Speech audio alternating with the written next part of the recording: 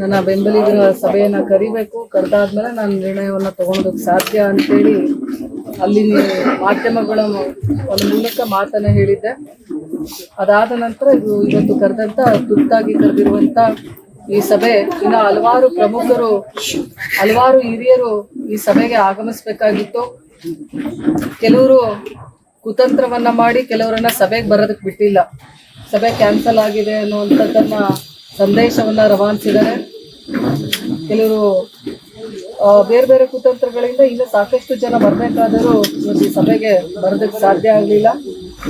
ಅದನ್ನ ಮೊದಲನೇದಾಗಿ ತಿಳಿಸ್ತಾ, ಈ ಒಂದು ಸಭೆಯಲ್ಲಿ ಉಪಸ್ಥಿತಿರುವಂತ ಎಲ್ಲ ನಮ್ಮ ಹಿರಿಯರು, ಹೆಸರು ತೋರೋದಕ್ಕೆ ಮತ್ತೆ ಲೇಟ್ ಆಗುತ್ತೆ. ನಮ್ಮ ಕಿತ್ತೂರಿಂದ ಇದು ಮುಗಿಬೇಕು ಅಂತ ಹೇಳಿ ನಾವು ಅನ್ಕೋತೀವಿ, ಆದ್ರೆ ಮುಗಿಸ್ತಾ ಇಲ್ಲ ಎಲ್ಲೂ ಕೂಡ.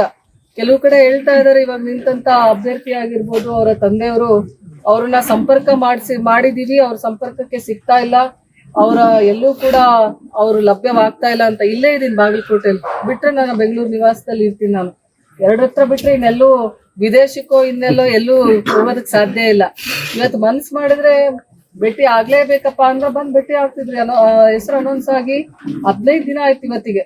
15 ದಿನ ಆದ್ರೂ ಕೂಡ ಇವತ್ತು ಸಾಕಷ್ಟು ಜನ ನಾವು ಬೇರೆ ಬೇರೆ ಅಭ್ಯರ್ಥಿಗಳನ್ನ ನೋಡಿದೀವಿ, ಆಕಾಂಕ್ಷಿಗಳು ಸಾಕಷ್ಟು ಜನ ಇದ್ರು ಕೂಡ ಇವತ್ತು ಹೆಸರು ಒಬ್ರದ್ದು ಅನೌನ್ಸ್ ಆದ್ಮೇಲೆ ಇಲ್ಲಿ ಆಕಾಂಕ್ಷಿನೇ ಅಲ್ಲ ಅವರು. ಮೊದಲನೇ ಮಾತು, ಬೇರೆ ಬೇರೆ ನಾವು 11 ಜನ ಅಪ್ಲಿಕೇಶನ್ ಅನ್ನ ಕೊಟ್ಟಿದ್ವಿ, ಅದರಲ್ಲಿ 4 ಜನದ್ದು ಹೆಸರನ್ನ ಇಲ್ಲಿ ಮಾನ್ಯ DCC ಅಧ್ಯಕ್ಷರು ಫೈನಲ್ ಮಾಡಿ ಸ್ಟೇಟ್ಗೆ ಕಳಿಸಿದ್ದು.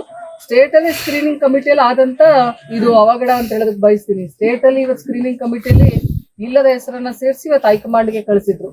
ಇದು ಯುವಕ ಮಿತ್ರರಿಗೂ, ಪತ್ರಿಕಾ ಮಾಧ್ಯಮದವ್ರಿಗೂ, ಎಲೆಕ್ಟ್ರಾನಿಕ್ ಮೀಡಿಯಾದವ್ರಿಗೂ, ಎಲ್ಲಾ ಮತಕ್ಷೇತ್ರದಿಂದ ಆಗಮಿಸಿದ್ದಾರೆ. ಇವತ್ತು 8 ಮತಕ್ಷೇತ್ರದಿಂದ ಇದಾವೆ. ಆ ಗೊಂದಲಕ್ಕೆ ತೆರೆ ಹೇಳುವಂತ ಕೆಲಸ ಮಾಡೋಣ. ನೀವೆಲ್ಲರೂ ಕೂಡ ನಿಮ್ಮ ನಿರ್ಣಯವನ್ನ ಯುಗಾದಿ ಒಳಗಡೆ ತಿಳಿಸುವಂತ ಕೆಲಸ ಮಾಡ್ರಿ. ಯುಗಾದಿಯ ನಂತರ ನಮಗೆ ಹೊಸ ವರ್ಷ, ಹಿಂದೂಗಳಿಗೆ ಹೊಸ ವರ್ಷ ಹೊಸತನ ತರಲಿ ಅಂತೇಳಿ ನಾವು ಭಾವಿಸ್ತೀವಿ. ಆ ಹೊಸತು ನಿಮ್ಮಿಂದ ಆಗಲಿ ಅಂತೇಳಿ ನಾನು ಭಾವಿಸ್ತಾ ನನ್ನ ಮಾತುಗಳಿಗೆ ವಿರಾಮ ಹೇಳ್ತೀವಿ.